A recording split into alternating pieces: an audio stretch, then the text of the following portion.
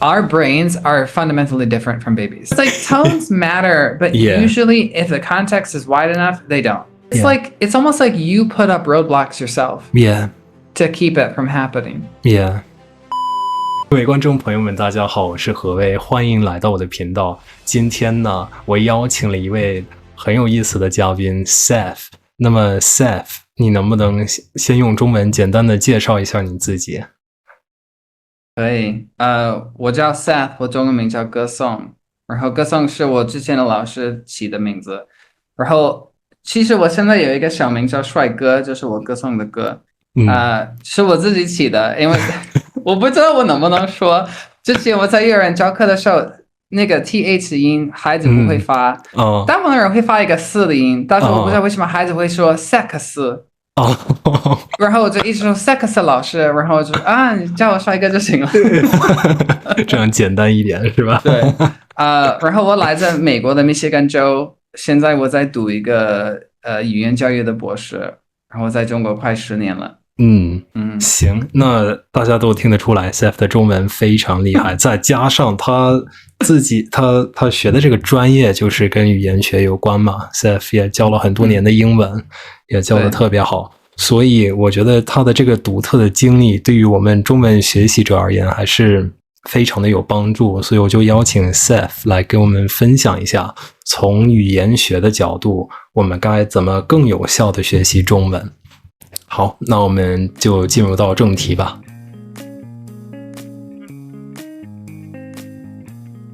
You've learned Chinese for quite a while. How can you tell us, like, how did you get to this level? How can you talk us through your learning journey with Mandarin? I originally started learning Chinese in university. I had previously learned French and Spanish, so I did French in high school for like a year. Then I became homeschooled, so I stopped learning it. I went to college. After like changing schools, I picked up French and Spanish as a major, and I took them for a year in college, and then I decided to add more languages. And I originally added Japanese and German, and then this is before the semester started. It's like in the summer, I decided to add Japanese and German, and then like I went to a restaurant and I heard people speaking in Chinese, and so I said I really want to learn that language. So then I added Chinese. Ironically, when I got to the next semester, so you know, like French and Spanish are similar. Chinese and Japanese are kind of similar. German is like the odd one out. I had to drop German. After like 2 weeks, I kept mixing up German with all my other classes. So I would be in like Chinese class trying to like introduce myself, and I would just throw out a German word. I was like, okay, I'm done with this. So then I did Chinese in university for like 2.5 years. I guess you'd say like about maybe 5 semesters. 5 semesters, okay. And then I decided to come to China. Actually, originally I was被骗过来的, because I originally was coming here to like, I thought I was coming here to kind of do studying stuff, and they're like, oh, we can get you a work visa, and I was like, don't you need a bachelor's degree for that? And they're like, oh no, you don't need that, you just need like this TEFL certificate. So I was like, okay, I'll get that. Okay, but you did need a bachelor's. You do need a bachelor's. But through all of that experience, I definitely learned a lot of Chinese. Yeah. So you came from almost like a more traditional background, I suppose, with the methods used in the university that you were at when you were learning Chinese quite traditional, like the kind of grammar, vocab, etc. Or what did that look like? It was kind of mixed. So the language program at my university was actually pretty good. Oh wow! At least for like I would say all of them kind of, because they had this like expectation of communicative use for the language. Brilliant. So even though like my Chinese teacher did love like grammar drills, and we did have dictations, which is so Chinese. I think they misused dictation, but we'll get to that in a little bit. But they had us do things like, I remember one time we had to make like a comic using this like, it was like some software the school bought, and then we had to record like do a voiceover for the comic, and then present it in class. First, we didn't learn any Chinese at all. The first like 2 weeks of class was no Chinese, and it was just him like explaining the tones to us, and we only used the word, the like ma sound. So we would have sentences like mama, you know, like just like this kind of thing, to get used to hearing the sounds. And then when we started using it, we had to use our hands, like how, you know. Yeah. And did you find that helped? Because obviously I'm sure we'll speak about this a bit more later, but a lot of people struggle with learning tones, and like a lot of people don't really know what to do. But I think it's really good if you can. Like, obviously, not everyone's in this situation. Like, I was quite lucky that I kind of drilled tones from the start for a few months just to get used to them. And then before I started doing, like shadowing and all the other stuff to help with pronunciation and rhythm. But yeah, I think kind of doing that, spending that initial 2 weeks just to get a foundation, like the Dahao tutor, was probably like really. Would you say that helped you with building your foundation for tones? Yes and no. Yes and no. Because Okay. at least in my experience, so I was lucky enough to I took a linguistics class in Chinese when I went to Nankai University. Oh, brilliant! Yeah. But so I originally was okay. Remember I said I came to China, but I didn't finish my bachelor's. Yeah. So I was like, I've been here for a while. I should just get my bachelor's. And they had a program at Nankai University for like teaching Chinese as a foreign language. Oh wow, yeah, that sounds brilliant. And so I took a linguistics class, and I remember like talking about. So we actually had to like look at. I don't even know what they're called. It's just like a chart of the tones. Yeah. What they actually do when they're produced compared to what people think they do. Mm. And like if you look at a low tone, it always like goes down and comes up. Mm-hmm. But low tones tend to go down and taper out. Yeah. They don't like do this. They don't usually come back up, right? Like with Yeah, and there's even times where like falling tone becomes neutral tone. Yeah. Like there's certain things like that people don't realize. And so if you like enunciate every single tone, you're gonna sound really weird. Yeah.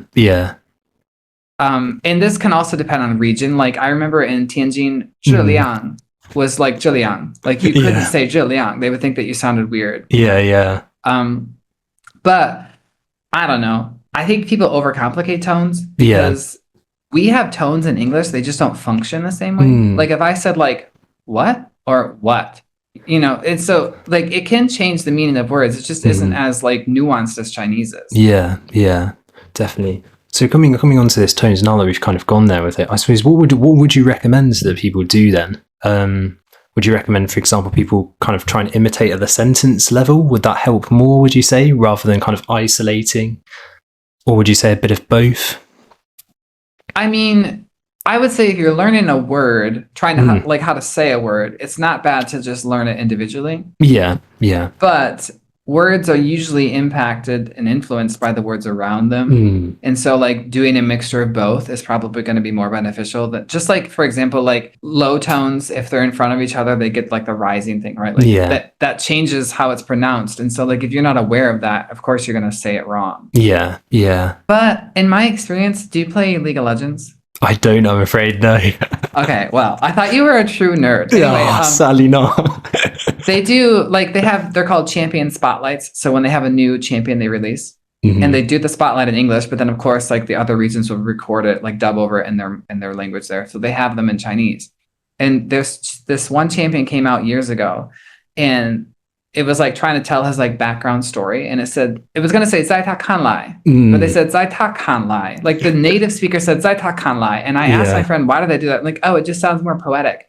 Which is like, if I did that, they would call me dumb, like, oh, this dumb foreigner, you can't speak Chinese. So it's like tones matter, but usually if the context is wide enough, they don't. Yeah, I see what you mean. If you're just saying one random word and you get the tones wrong, then it's very easy to be misunderstood. But in the context of a whole sentence, then less so. But obviously, the closer you can get to the like correct tones or the correct rhythm, kind of like from a native perspective, the better, right? Because it's less effort. It's less effort for them to try and understand what you're saying. Would you agree? From like a practical standpoint, yes. From a linguistic standpoint, no. I mean, everyone has an accent.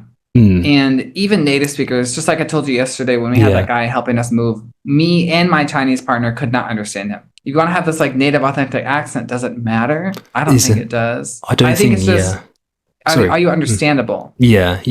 And at the end of the day, that should be the goal. Again, I get a lot of people saying like, oh, like I really want to get like this accent from this region of China, or like, oh, I really want to get like a perfect accent. What should I do, Will? I think it's great to have that goal, but perfectionism will hold you back from, of course, going so far. Like you need to be understandable, like easily understood, let's say. So you need to have some kind of background, and you need to spend a bit of time on tones. You need to regularly imitate, but you don't need to obsess over accents so much that like you're scared to speak. Constantly spending all your time just on pronunciation, and then nothing. You don't get better at anything else because of it. This makes me think of intelligibility and comprehensibility. So intelligibility means, do people understand the sounds you're producing? And comprehensibility is, do they understand the like meaning of the message you're producing? if the sounds you're producing are at least somewhat close to what the sound's supposed to be, people can usually guess. This is the first example off the top of my head, but like the English word bitch and beach. Some foreigners will say beach. They use that, you know, that kind of vowel sound. But like if we say like you're a beach, we understand what's going on. Yeah, definitely. So I think the kind of the takeaway from that is like pronunciation is important, but don't obsess over it to the point where you're like, oh, I don't have a perfect accent. Like, oh, I'm never going to be understood in China. That's probably not the case. And yeah, there's so many accents in China. It's crazy. But so like if someone calls me on the phone and I answer the phone, they usually don't know I'm a foreigner. Yeah. If we talked long enough and they asked me the right questions, they would know. Yeah. But generally speaking, my accent's not super thick. In fact, I usually think I'm from Taiwan. Yeah. But if they see my face, people often claim to hear an accent. Yeah. And there are studies on this. They're called matched guise studies, where like they'll have, let's say I have your picture and then the picture of a Chinese man, and the Chinese man is recorded for both. Yeah. But people will think that when he speaks with your face, he has no accent. Like the face actually makes the brain process the sound differently. That's really interesting. It's just, like, because again, I've had similar experiences. Like when I went to, you know, if I would call taxi drivers in Beijing on the phone, like they'd be really confused as to why I couldn't find where they were, because they were like, they thought I was Chinese, you know. And some of them even thought I was a like a 当地人, like I was actually from Beijing. So it's like, because of my girlfriend's from Beijing, so sometimes I'll have a little bit of a twang from there because of my girlfriend. But then if I post a video on YouTube, like there's going to be the odd Chinese teacher that's like, oh, I can hear a trace of a foreign accent. Well, you've got to keep working on it. So I think maybe there is that bias there. I will say with that thing too. So we don't have to get too deep in this. It's a very deep and like heavily debated topic in language teaching. But this thing called native speakerism, it does. Well, a large part of it stems from colonization. Yeah. Where it's like, we come in, you have to get rid of your cultural and linguistic identity and follow ours. And so if you don't match our standard, then you're wrong. You're beneath, you're not proper. And so that kind of spread to the point where it's like, when you learn a language, you must sound like a native, which is insane because it's not going to happen. Like you might get really close. Sure. Like native speakers might not be able to tell, but if we put you like up to a microphone and recorded you and watched your sounds, I guarantee you there'll be differences. Of course. Getting rid of this native speakerism and not trying to strive for perfection. Like we see it all over YouTube at the moment. It's like, oh, you know, how I reach like a native speaker level in whatever language, like really fast. And it's just, should that be our goal? This language is a tool for what we want to use it for, like to communicate with my friends, to communicate with my girlfriend, to communicate with my girlfriend's family. Like, having that goal is, or reading books, for example, like that's the real goal of language learning, right? Not to live up to the native speakerism expectation. Moving on into like kind of, we've spoken about how your backgrounds of learning Mandarin. We've gone into a bit about tones as well and pronunciation in general. How would you actually recommend that learners from your background in linguistics, from your own experience, how would you recommend learners go about building a routine to learn Mandarin effectively? This is probably going to get me some haters. Haters going to hate. So I think it's a mixture of like somewhat traditional methods with like somewhat, I don't know why they're considered avant-garde, because they're not really avant-garde anymore, but like input. If you wanted to start learning Chinese from scratch, you're going to need some type of a guide. And that can either be through a tutor or through something like a textbook that has like a scope and sequence laid out for you, so you know where to go. Because otherwise you're just like groping in the dark. That's not to say, like, obviously if you only use textbooks, you're not going to reach high fluency. But the same thing is true if you only use input. You know, you kind of want them to like help each other and build off of each other. Exactly. So if you're getting input, and this is something I've been reading a lot about too, and I'm considering doing another video, but I don't want to make people feel bad because I'd have to like comment on their like Chinese. But even like I mentioned earlier to you today about how like when we were moving and I needed somebody to move their bike out of the way. And I just said like 你能动吗? That's English. Like, can you move? You know? And when I said it, I knew that, but I was just like, oh my God. That's because like I still have English in my brain. So when you get in the routine, I think just like you mentioned, you shouldn't aim for perfection. you should have like concrete goals that are time bound and that are realistic. So saying like I just had somebody email me. I don't know what to do about this. I didn't tell you. I had somebody email me 2 days ago asking me to like save them because they have, Japanese like N4. Yeah.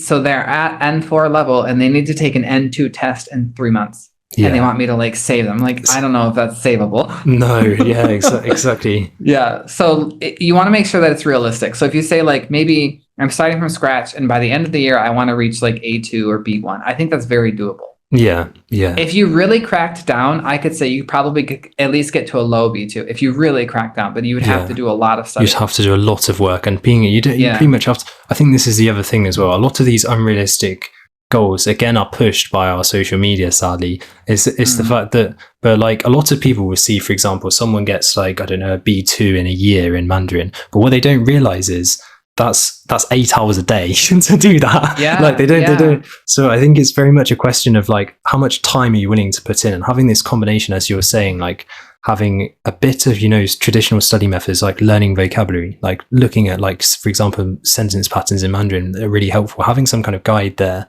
but doing loads and loads of input on the side to enjoy yourself and also just to expose yourself to the language, and then combining that with output to really kind of reinforce everything and have the social interaction. Well, I was going to say, so right now I'm like trying to learn German, and German is different than Chinese. But like, I think the way that I'm studying could be applied. So I do a mixture. Like I have a German textbook I found online. I do a little bit of that. It's super easy. Like the textbook is designed to be understood. So even though it's all in German, I can understand what's going on because it's designed that way. Yeah. Then I also watch cartoons. Like I was watching Peppa Pig, but somebody suggested Bluey, and I think Bluey would be way better than Peppa. Peppa Pig sucks. But anyway, like watch things that are simple enough to understand. And then also I have a graded reader. Now the graded reader is the lowest level, but it is well beyond my level because I'm coming from like zero German. Yeah.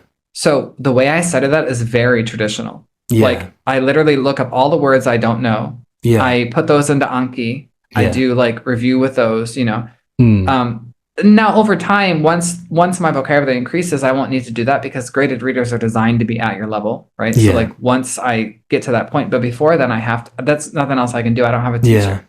Yeah. So kind of, I suppose, building a base vocabulary and then working until you're at the point where you can just expose yourself to the higher level of graded readers and watch more things that you're interested in. Yeah, I think this is the thing that's really hard for most people. It's actually getting started.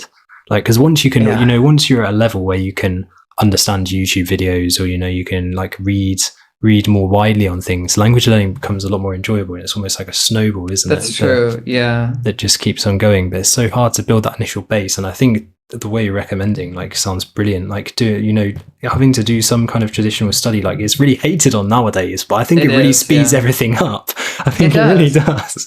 There's a lot, especially for adult learners, there's a lot of research showing that adult learners who use it, not solely, but who also use explicit instruction, improve more than people who only use implicit instruction. And comprehensible input, although people don't realize this, is entirely implicit. Like Krashen's argument for it is entirely implicit endeavor. Like I'm talking to you in English right now, you cannot choose to not understand me. Yeah. You either do or you don't. Yeah. That's comprehensible input. Whereas like some people say like, oh, you can do certain things to change it so you understand. That's not comprehensible input. Then like you're changing your behavior so that you understand it. That's interaction. But I feel like you mentioned like struggle getting started. I mean, I feel that, don't we all? Because like I go to the gym now regularly, but I only go because I paid for a trainer. Yeah. If I didn't do that, I know I wouldn't go. Yeah. And so like if you're especially people who study alone, it's not a bad idea to have like even a study partner who can just like keep each other accountable. Like, hey, did you study today? Like, what did you do? Kind of thing. Yeah. Keeping yourself motivated. And it sounds really bad, but spending a bit of money or like having someone, like you said, an accountability partner, if you don't have the money, for example, that's just such a way to actually make yourself do it, to get through that initial phase where sadly it is a bit boring because you have to probably rely on more traditional methods than you will in future when you've reached a high enough level to kind of dig into content that you enjoy. So yeah, definitely to kind of get through that initial thing. I think we've briefly touched on interactions and the importance of like social interactions in the language. What are your thoughts on that? Especially when we think about babies. I don't know why people always want to compare to learning like babies. I said this in a comment the other day on Yeah. YouTube. Like, our brains are fundamentally different from babies. And what I mean by that is like the way that we process information is very different. A baby comes to a situation with no knowledge. You know, they just kind of are willing to accept what happens to them. But adults have expectations and they have goals. And so like, imagine if you go into a class expecting to be fluent in a month. That's an insane goal, but it'll of course affect the way that you're doing things. And when you don't reach that goal, you're going to be demotivated very quickly. I love teaching children because it's super easy to keep them involved in the class. Yeah. Whereas like adults, if I'm teaching in a way they think is not beneficial, even if it is beneficial, they're not going to benefit from it because they don't think it works. If you don't believe something is going to work, it's definitely not going to work for you, no matter how much evidence there is for it, because you're just not motivated. You're not interested. Well, it's like, it's almost like you put up roadblocks yourself. Yeah. To keep it from happening. Yeah. So what do you think the role of, from adults learning language, what do you think the role of social interactions are? So social interaction, what the benefit, especially if you have like a language partner or somebody that at least understands your linguistic needs, they can really help scaffold your learning. And that's kind of what CI is, like competent input. That's what it is. It's like bringing it down to your level, but it's slightly above, right? Like, let's say a student of mine is talking and they're trying to say, because we talk about like complicated topics they're not used to. So we might talk about like American like educational policy, or we might talk about like voting rights. And if a student wants to say something in English, I don't like to guess what they're saying sometimes because I might guess wrong. And I might also take the opportunity away from them to actually say it. So I usually will wait for a second. And then if they say, I can't say it, I'll, ask like, can you explain it? And if you can't, then can you use Chinese? But like, that's a form of scaffolding, right? Where I'm giving them options to kind of like lower the difficulty level down. And that has been shown. I mean, there's a lot of research on this, especially like Albert Bandura was like the guy who kind of started this like socio-cognitive way of like learning, where we interact. Part of it's like we mimic, but we also interact with people. And that give and take is a lot of how we learn. Like learning is not like, doesn't happen in a vacuum, especially if you take children as an example. Children don't learn just by hearing their parents talk. Their parents communicate with them. That's why it's amazing to me how people will be like, they just sit there and absorb all the language. Really, if I put my child in front of the TV and put the news on, are they going to be an anchorman when they're, by the time they're 2? No, they're not going to know what's going on. They might have the sound system in their brain, and they might have like cadence and rhythm in their brain, but they're not going to have those complex words that have no relation to their lives in their brain. So no, I think a lot of it, as you're saying, like kind of having it as a scaffold, and also, as you mentioned lastly there, like making it relevant to your life. Like for me personally, I think I was very lucky because I had like so many Chinese friends and still do. That like the fact it makes Chinese learning relevant to me, because I know that I'm going to go, the things I'm learning, I'm going to go and use on a daily basis with them. And also, I really loved your points about mimicking as well. I think from my perspective, like, I find that I would subconsciously, at least it felt subconscious. Like I find myself using the way I speak in Chinese. I can kind of tell where it's come from. Do you know what I mean? I can kind of tell like, oh wow, I've just used that phrase. Oh, that definitely came from like my friend that lived next door to me for a year, because we would speak every. Do you know what I mean? Yeah. Like you kind of copy the formulas that you hear around you from then even my pronunciation. Like when I first came to China. I should say when I first got like to a fluency level, because when I first came to China, my level was really low. Okay. But after like maybe 2 years-ish in China, I got pretty fluent. My pronunciation was considered standard, although I don't like this word. This is a bad word. My first serious partner in China was actually, all of them have been Southerners. I don't know why, because we always meet in the north. Yeah, but I always meet in the north and then moved. But he had like, they're nulla, like like fambuching. So like that happened to me. Yeah. And so now sometimes if I'm talking and I'm like doing something fast enough where it's like I'm just kind of talking without really thinking about it, I might say like just a lai lai instead of like just a nai nai. I had a trainer once who used to say like, what did he say? Oh, Ro, like churro, like chalo, like what is low? So I think again, these are like the beautiful things of language learning that I don't think you'll get unless you have that social interaction. So I think it's so important to try and surround yourself with like try and meet people in the language. I think that's so beneficial for getting fluent and for picking up like these kind of little details that you otherwise wouldn't really get. I would also say it gives you a lot of like, the context is immediate. It's your life. It's happening now. And like, if it's a relationship you're invested in, of course, it's something, if there's a misunderstanding, you want to engage in that. And that like, it's called negotiation of meaning is really useful for learning. So imagine if you say something and you said it wrong, but you don't realize it's wrong. And somebody's not going to tell you it's wrong. They might be like, what do you mean? And that will might trigger, okay, did I say something wrong? Though that's like a form of feedback, even though it's not directly telling you you're wrong. Definitely having that negotiation of meaning and putting yourself in a situation where you have to respond as well.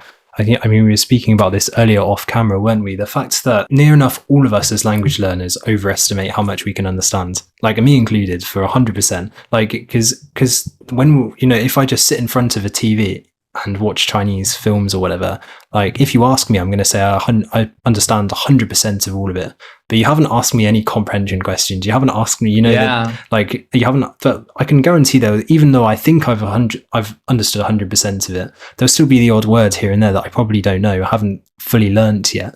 So it's or. Sorry, I was going to say, or like cultural references. Exactly, right? exactly. Like, the cultural reference that I just might I not watch, Family Guy. Yeah. So they had an episode where they always do this, but they make like, it's kind of like one episode will make split into three, and it's like they show like TV shows, but it's like Family Guy version. And they did one that was Game of Thrones. Yeah. And in the first like 30 seconds, they had like 10 cultural references, and I was laughing so hard. And my boyfriend sitting next to me like, what's happening? Like he understands the words they're saying, but he doesn't actually understand the meaning behind it. So I had to pause it and explain each one individually. Yeah, it's the same thing. Like I went and saw, Naja. Yeah, I do know Naja. Yeah, I saw that. Yeah. I can understand the gist of it. Yeah. I even understood the Sichuanhua in it. Yes. Because like Sichuanhua is very similar to Guizhouhua, and my first boyfriend in China was Guizhouren. Oh, that's why. Okay, yeah. So definitely there's this like inherent bias that we think that like we've probably understood more than like, at least for me, like with watching TV, watching films or whatever. And I think the social interaction, it puts you at the right level. Like it makes you're forced to, do you really understand? Because someone's going to ask you a question, you've got to respond. And they're going to very quickly know if you have understood or not, because otherwise I was going to say, there are times where, especially like if the person has a really strong accent I'm not used to. Yeah. Or if maybe they say a word I don't know. If it's something that I don't think is pressing, I usually won't ask. Yeah. So if it's like, maybe they're telling a joke, I might just laugh. Yeah. And they might think I understand because I laugh, but I'm like, I don't know what they said. Yeah. Whereas if it's like something important, I might stop them and say like, what does that mean? Or I might I have my phone. I love the phone because I can just be like, will you please type in the word you just said so that I can see the character and I know exactly, what it is. Yeah, definitely. And these are all the kind of benefits of just stepping out of your comfort zone and actually going and speaking to people. So definitely. Yeah. I mean, there are places like, they have language mixers in China, but honestly, usually it's Chinese people trying to learn English. Yeah. Usually. Yeah. Like they'll say like, all language is welcome, but they usually are people wanting to hear you speak English. Yeah. I can imagine. Yeah.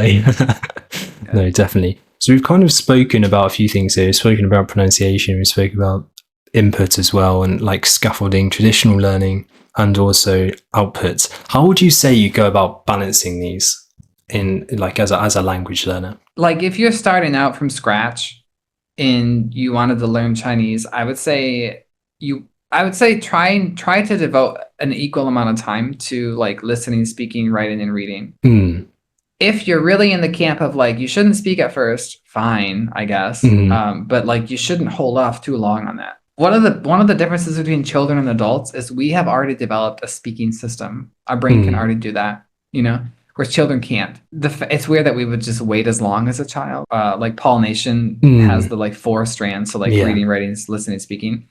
And research shows like devoting time to each of those benefits others. So like if I work on my reading skills, it can help me with learning vocabulary for speaking and for listening. Just like listening, Chinese is a little harder because if you have a word that you hear, you might understand it, but if you see it, you might not. Whereas like in English, I could guess what that's spelled like, But it can help. There are times it can help.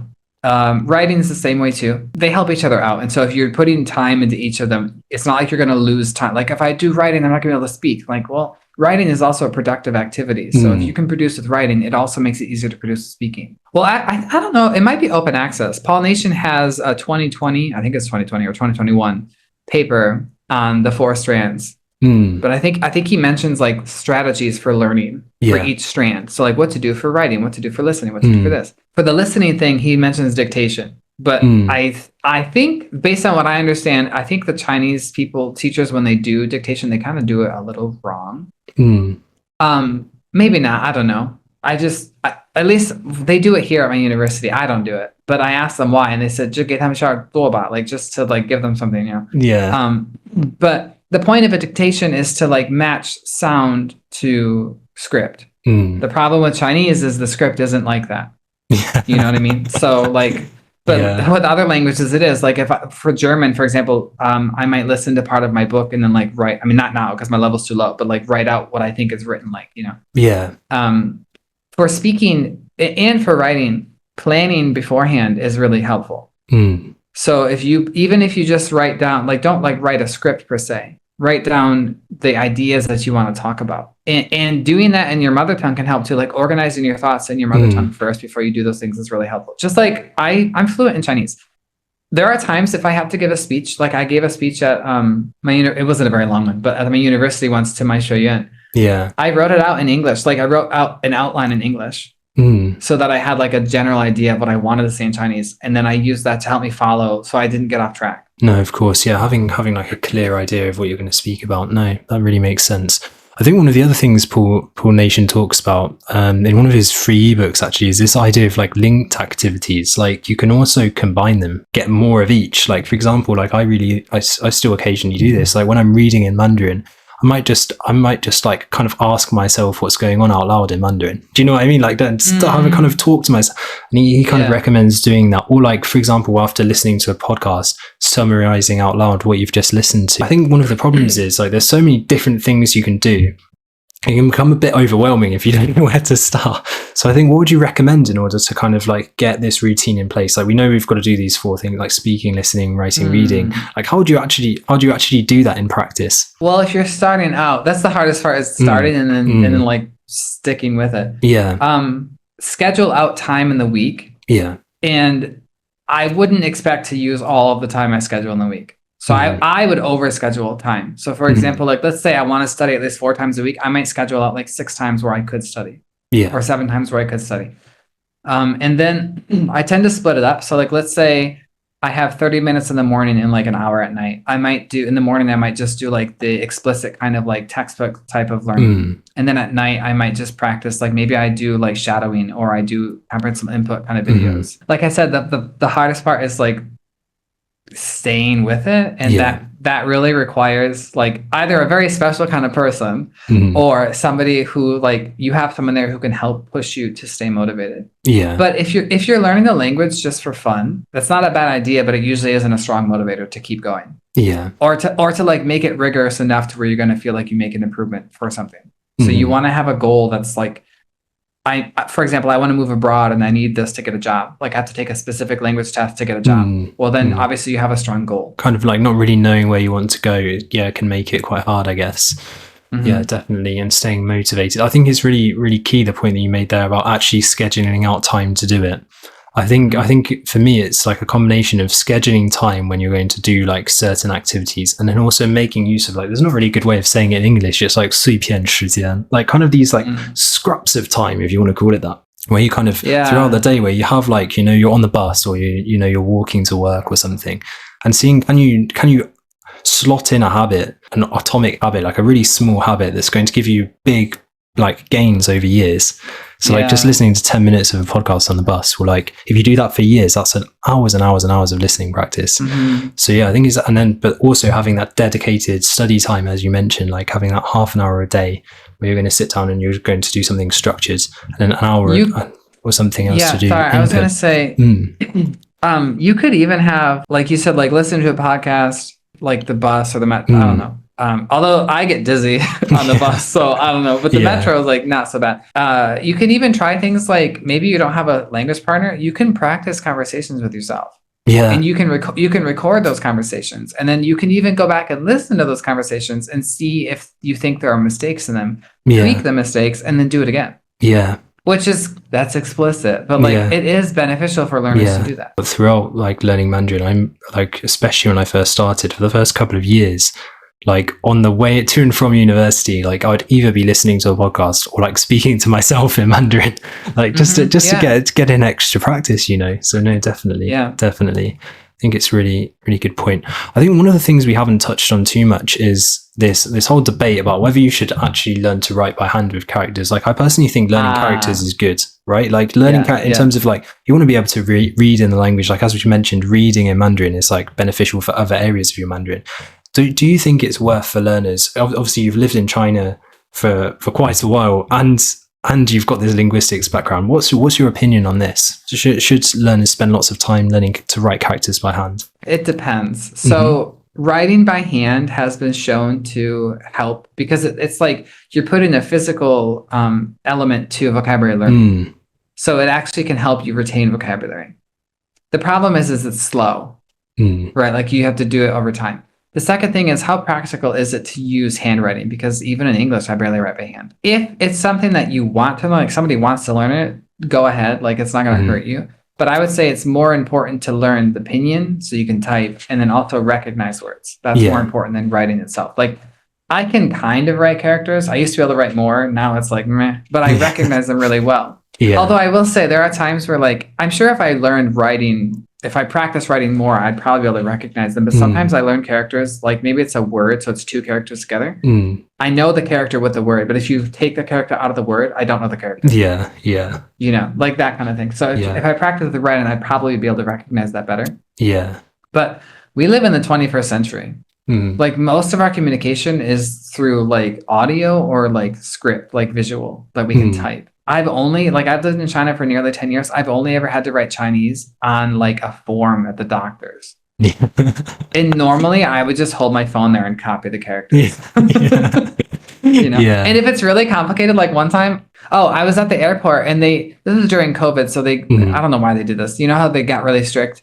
Well, they gave us these like cards we had to fill out just before we got up to the line to get our ticket. But I'm like, I'm only 3 people away. You know, like, I can't write this fast. And so I just asked the girl behind me, do you have a pen? She said, yes. I was like, I'm really sorry to bother you, but could you please write this because you'll write it way faster than me. She's like, yeah, sure. And she wrote it. So like, there's always ways around this stuff. Like definitely. There was a guy, I had to get a TGN and my ex, like my boyfriend at the time, went with me to go get it. And there was a foreigner there who asked me if I could write his address for him. And I was like, I mean, I can, but I'm going to have to it's going to be really slow. So I just told my boyfriend, write this for him. Because it took him like 2 seconds, you know? Exactly. I think that's the thing. It depends what your goal is, doesn't it? Again, it comes back to this idea of a goal. Like if you really enjoy writing characters and for you, I don't know, maybe you want to get really good at calligraphy in Chinese calligraphy, really then obviously like learning to write characters is very beneficial for you. Again, this is my personal opinion. If your goal is to get really, really good at speaking and listening, writing characters by hand, like although it won't harm you, it's probably like you could just spend that time, you know, learning to recognize characters, read more, listen more, speak more. Everything we do is time. So there is a cost there. Like, what is your priority? So I purposely chose not to learn to write. So I still can't write very well at all. Like I can write when I absolutely have to. Where I have to, as you've mentioned, like, you know, when you go into a Chinese airport and you have to write, like when you know it's called like a routing card, like the immigration card. Like you write your address or you write like your emergency contacts. That's the only time I've ever had to write. Like I think the summary here is like learning to write is great if you want to. You don't have to feel you must write. Like you can if it's not a goal for you, I suppose. So we talked a little bit earlier about tutors. Tutors obviously in our day and age are quite expensive. Do you think it's worth the investment to get a tutor to learn Mandarin or any other language? Yes and no. Huge problem is a lot of people, especially language tutors, might have fluency in the language and they think that equates to like teaching knowledge of the language. Or like maybe they did go through a language program, they got to fluency. Like, well, I know how to do it because I did it. It's like the majority of language teachers, even professors in the world, do not have a background in linguistics.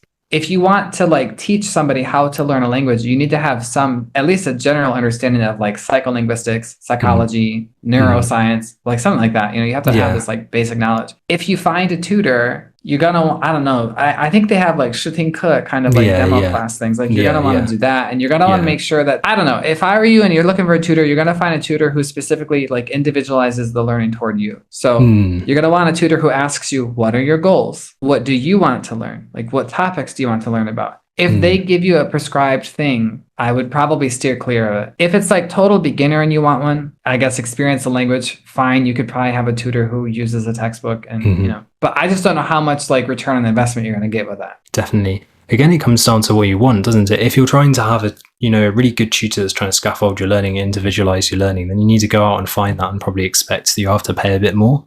But if you're just looking at like, if you're just, for example, if you can't find any language exchange partners and you just want someone to sit down with you and have a chat, then like, and you've got the money to do so, then that saves you a lot of time. Like just, so definitely. Yeah. I also think like, I don't know how common this is in the West, but I feel like in China, like 小班容的课, like 4-to-1 kind of, they have a lot of those. I personally like teaching that way. I hate one-on-ones. And the reason why is because if we're doing like 4-on-1 and we're having a conversation, if somebody makes a mistake and maybe it's like through a negotiation and meeting, now they realize it's a mistake, other learners might also realize I do the same thing. Yeah. But they might not necessarily do it with me in class. Yeah. Right. So it's like, it gives that added benefit. One thing I do hate though is it does feel really awkward. Like when I took Chinese classes in university, I felt so awkward communicating in Chinese to other foreigners. Yeah. I hated it. I hated it, especially because like at the time, when I first started taking classes at Nankai University, I had already lived in China for 4 years and I had already taken classes at Suzhou University. Yeah. So like my Chinese is pretty good. But even if you go to like a language, I mean, there's a lot of language like schools, right? Like online schools or schools in person. I would say it's really hard for learners to kind of know when they're being scammed. Yeah. Because you don't know what you don't know, right? Yeah, so, like, exactly. Yeah. Even when I used to work in a patron Jigo, and if you went, like, let's say parents, their children took a class with a foreigner, and you go and ask the parents, do you think they're a good teacher? They're going to say yes. Yeah. Well, what makes them good? Well, the kids like them. They're loud. Like, I don't know why that's a requirement, but they're loud. They talk loud. And maybe they talk slow. Like that's what they want. They like fun, loud, slow. Yeah. Okay, but that's not a good teacher. Yeah. Like my dog can do all of those things.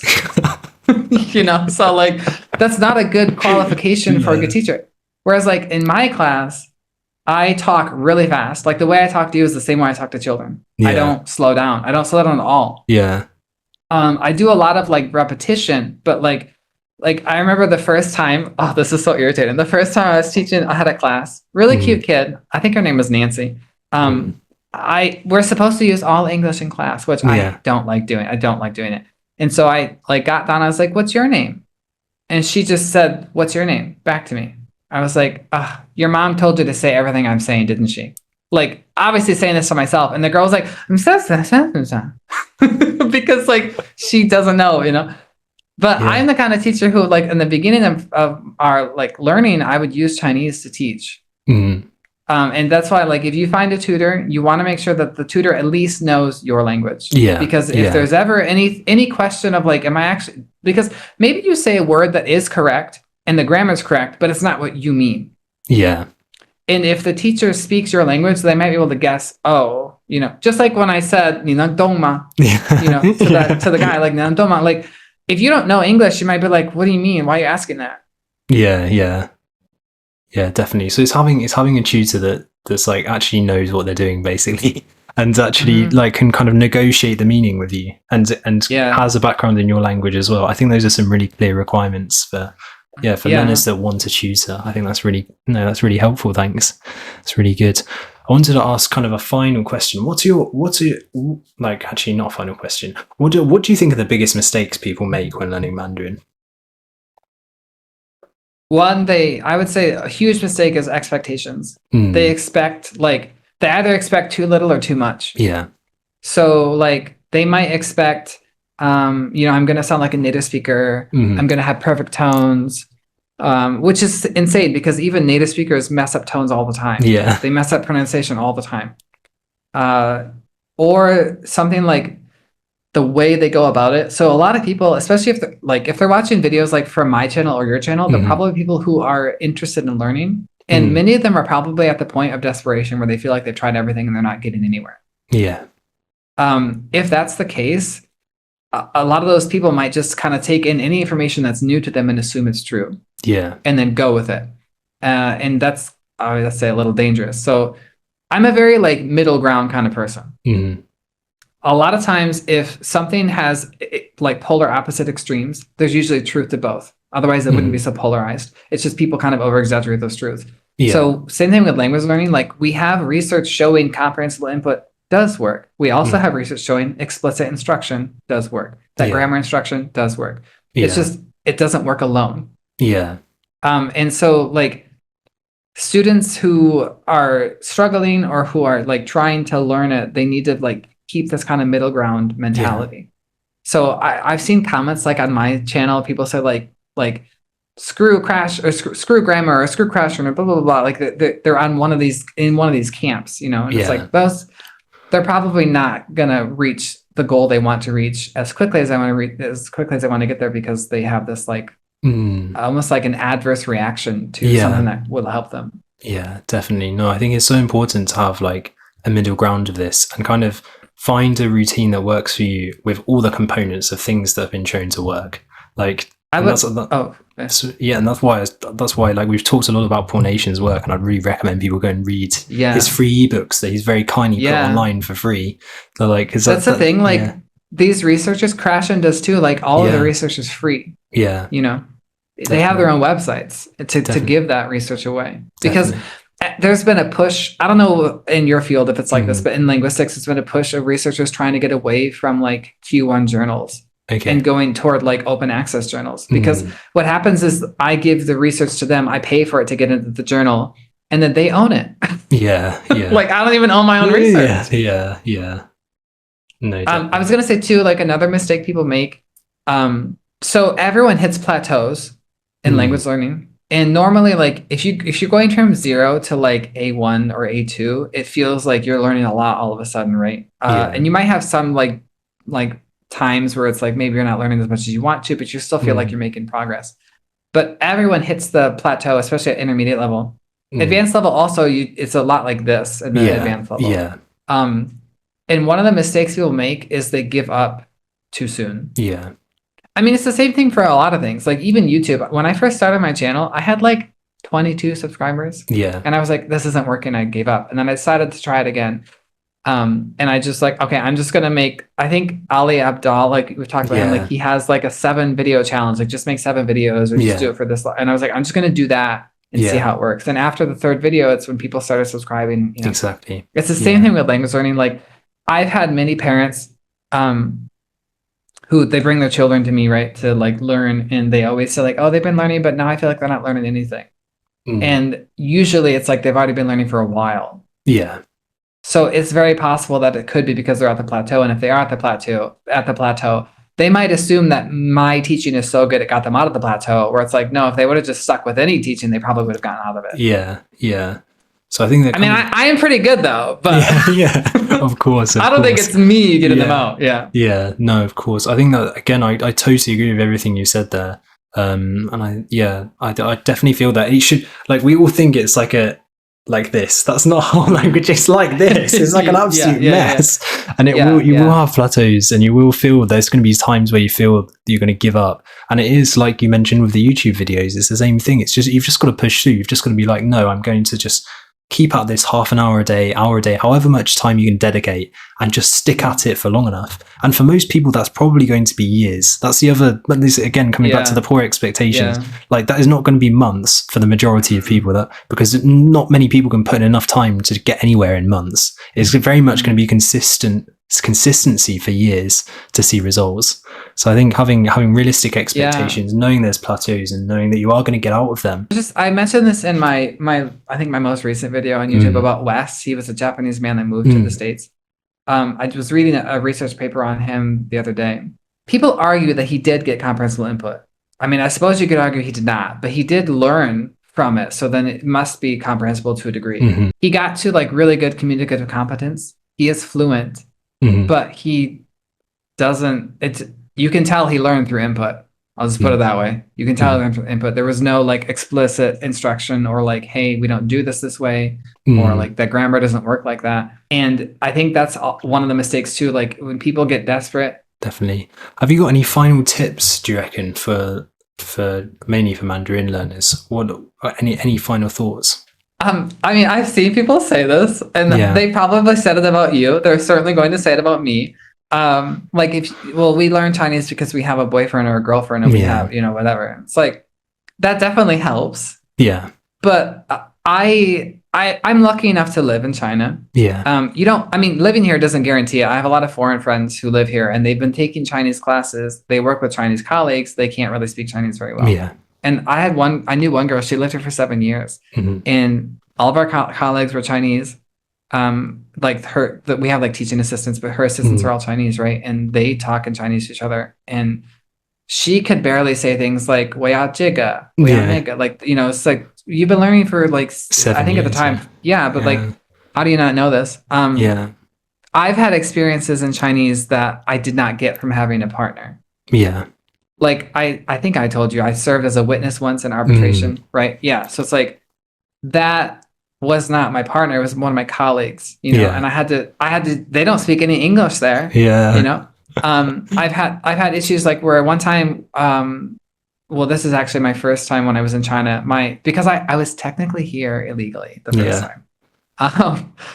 They discovered that, and then they were nice enough not to deport me. They just said, we're not going to renew your visa. But like I had to deal with that in the police station, like talking to them and that kind of thing. Or one time I had a friend overstay his visa in accident. I don't know how he mixes up. He mixed up the date. Yeah. And he overstayed by a month. Oh no. Yeah. They were really nice though. Normally, they might fine you, but the Chinese police are pretty nice. If you comply, they're usually they're good. Like if you don't give them mafan, they're not going to give you mafan. Yeah. But like I had to deal with that. I helped him. I had to translate. Those experiences obviously help. Yeah. But they're not going to make or break your learning. So like if you're not in an environment where you have those experiences, you don't necessarily need this to learn. Like I play video games with friends. You can do the same. There are many games online. Like, have you played VR chat? I haven't, no, but there's a lot of people who have like use it for language learning, right? Yeah. It's really funny. Like when I was in America, I played, and one of the first people I met was a Chinese girl. You know what I mean? Like I was just standing, it was like a bar, like it's like in the game. And just they were like doing weird stuff. And I talked to them in English and they didn't respond. So I was like, I'll just try Chinese because who knows? And she responded. Yeah. So like there's definitely ways for you to get like, put yourself into situations where you can have that like authentic kind of practice. Or like, it doesn't have to be in reality. It can be in virtual reality. Yeah.